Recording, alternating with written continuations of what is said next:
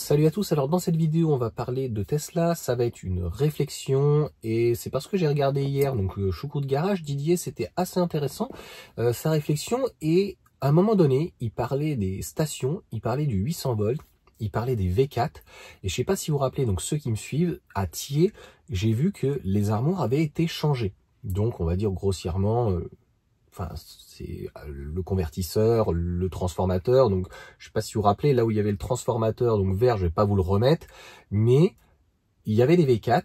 Et ce que pense en fait Didier, Choucroute Garage, et à juste titre, c'est que les bornes V4 normalement peuvent accepter 1000 volts. Donc 800 volts sera sans problème.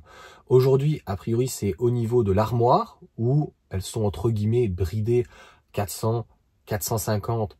500 watts, volts, pardon, watts.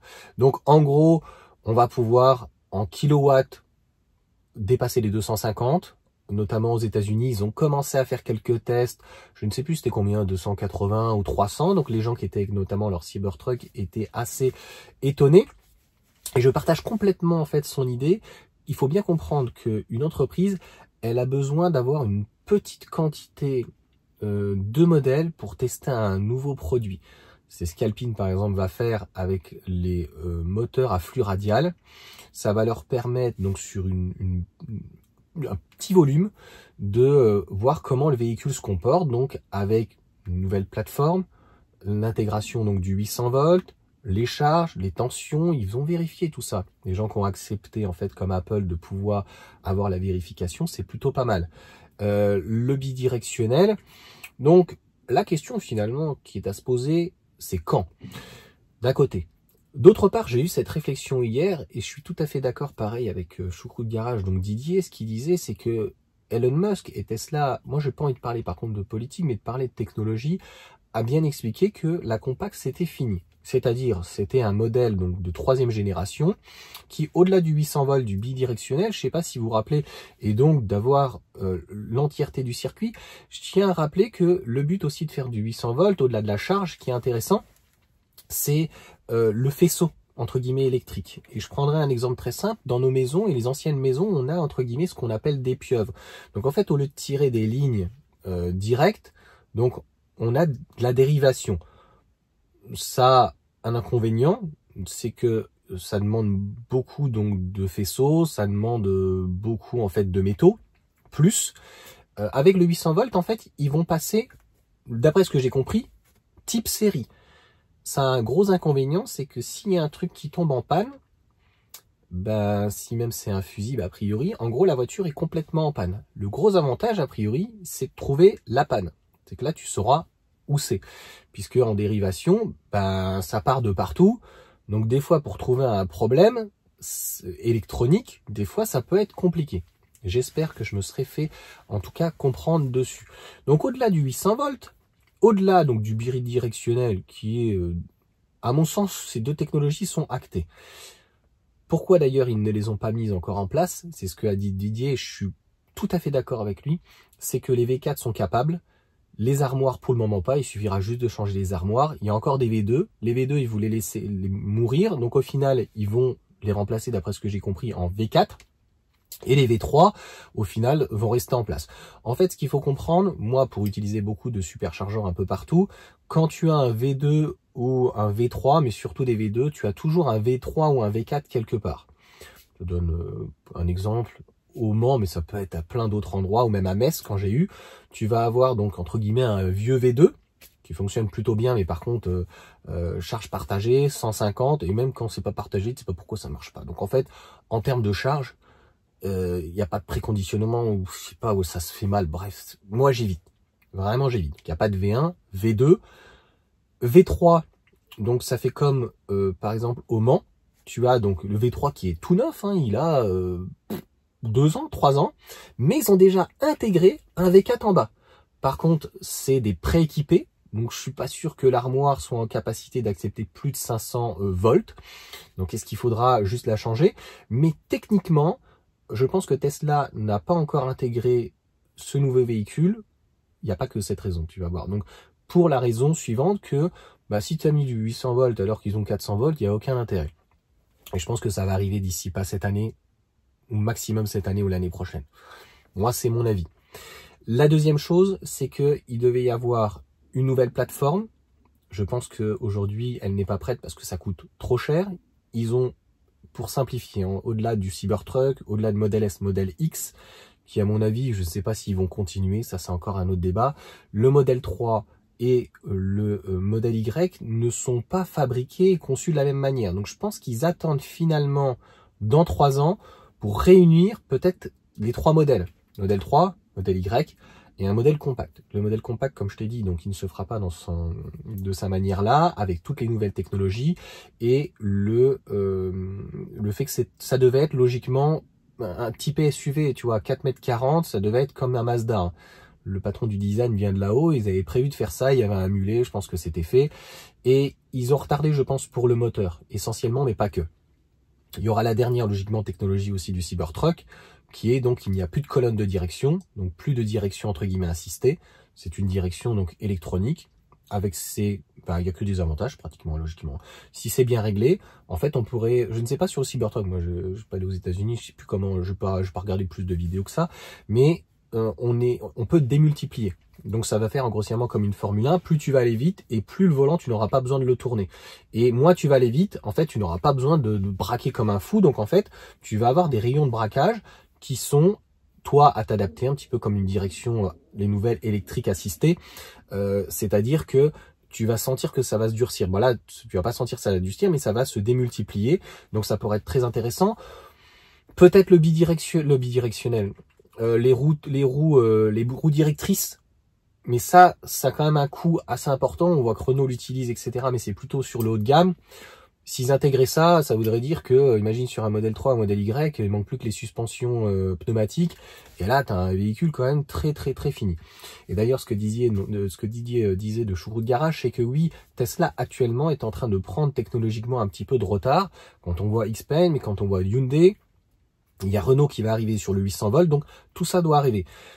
Je pense que, comme je viens de te l'expliquer, je sais pas si tu te rappelles, ils avaient prévu donc de faire un petit véhicule, et ça n'arrivera pas, puisque s'ils prennent l'ancien châssis, donc typé propulsion 4 roues motrices, puisque les gens qui connaissent les modèles 3, les modèles Y et les modèles X et les modèles S, ça il faut le redévelopper, je suis désolé donc de me couper, vous allez me dire tu fais beaucoup de digressions, mais c'est comme ça, c'est que le modèle X et le modèle S a plus de puissance à l'avant. Moi je le ressens, c'est-à-dire que quand j'accélère, en fait ça fait comme une X-Power par exemple, même quand elle a un 4 roues motrices, c'est une traction et avec un appui aussi à l'arrière. Le modèle Y et le modèle 3, c'est plus de puissance à l'arrière. Donc ils avaient prévu sur cette 3e génération de passer a priori le moteur à l'avant. Donc ils ne pourront pas a priori puisque ils prendront la technologie. Alors c'est là où on ne sait pas. Certains parlent plus du modèle 3, donc une ancienne technologie, mais qui peut être passée en 800 volts, et la direction assistée, et le bidirectionnel, donc en fait ça serait pas un problème, mais le moteur ne pourrait pas passer pour réduire les coûts, comme par exemple, entre guillemets, l'ID2. Donc on sait que Volkswagen, sur ces 3, avec Skoda et avec donc Cupra, la 100% donc électrique, ils vont reprendre le châssis MEB, ils vont l'appeler N-Train, donc en entrée de gamme, et ils suppriment le propulsion, ils suppriment le 4 roues motrices et ils passent tout à l'avant comme un véhicule thermique. Pourquoi parce que c'est du low cost. Voilà, je peux pas mieux te dire. Donc en fait, tu as une batterie dans le plancher et on te met tout à l'avant, on te met pas de frein, qu'on se prend pas la tête. Et en termes de conception, en fait, c'est pas optimisé. Mais ça, clairement, ils s'en foutent. Donc, il y a cette partie-là. Donc, il y aurait pas... Donc, on resterait sur un châssis existant. Donc, il ne viendrait pas apporter une nouvelle technologie et un véhicule donc qui coûterait moins cher en traction, et aussi le moteur donc à rotor bobiné. C'était un de leurs exemples, un de leurs porte-étendards, d'avoir un coût d'un moteur de 1000 $. Donc je crois que le coût aujourd'hui est pratiquement du double, parce que le but finalement de Tesla, c'est de développer des technologies qui coûtent moins cher. Le 800 volts derrière, c'est pas que la charge, c'est pas que pour le client, c'est pouvoir revoir tout le faisceau et finalement que ça leur coûte moins cher en matériaux et que ça soit encore plus simple et plus rapide à installer en fait pour les process dans l'usine. Tu vois? Et en même temps, s'ils arrivent à te foutre une petite techno en plus, peut-être des roues directrices, ça, je ne sais pas. Le bidirectionnel, pour moi, je te dis, il est clairement acté. Et la direction assistée, et la direction donc qu'on connaît de base technique, bah, là c'est le meilleur moyen pour le tester sur un gabarit aussi gros. Et si ça fonctionne. Et a priori donc, ça fonctionne.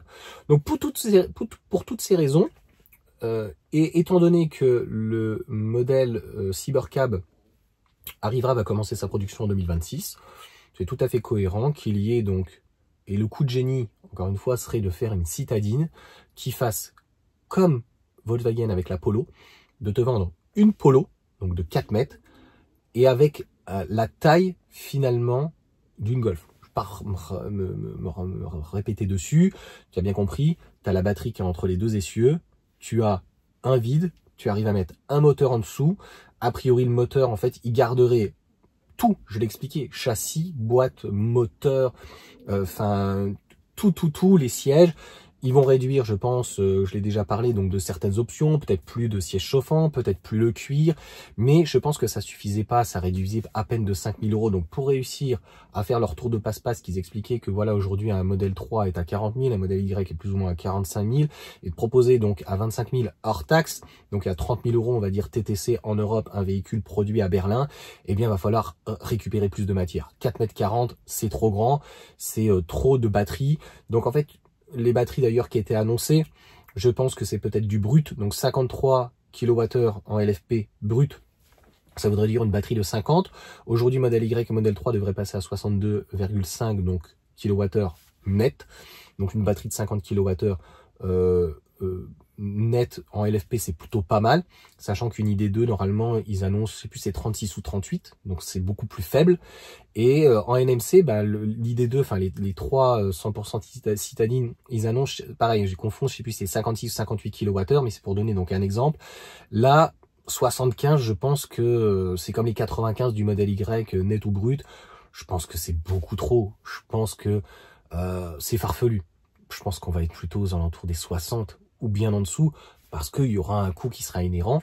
Et comme d'habitude, je pense que Tesla va vendre, entre guillemets, un entrée de gamme en LFP, et peut-être à 30 000 et à 40 000 une 4 roues motrices, qui serait à mon sens donc tout à fait possible, avec donc la technologie existante, avec les batteries existantes, CATL, LG, etc. Mais de pouvoir intégrer donc le 800 volts et tout ce genre de choses est tout à fait possible. Encore une fois, quel est l'intérêt en fait pour Tesla d'intégrer toutes ces nouvelles technologies dans le modèle Y par exemple tout de suite, dans la mesure où aujourd'hui les stèles ne permettent pas en fait de pouvoir accepter plus.